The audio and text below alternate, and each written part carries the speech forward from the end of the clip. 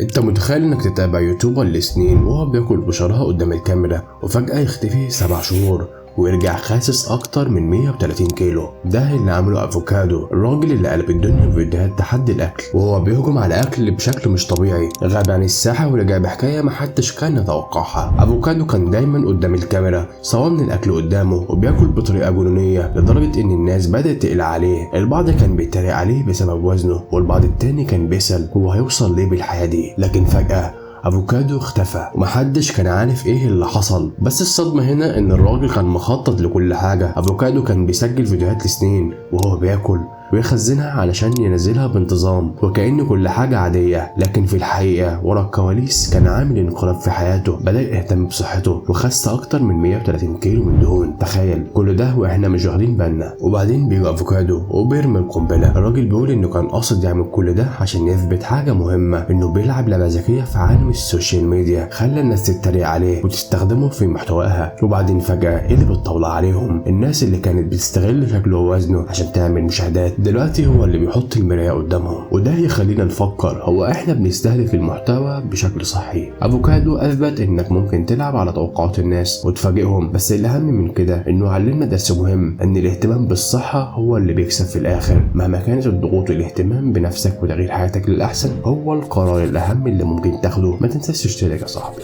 سلام.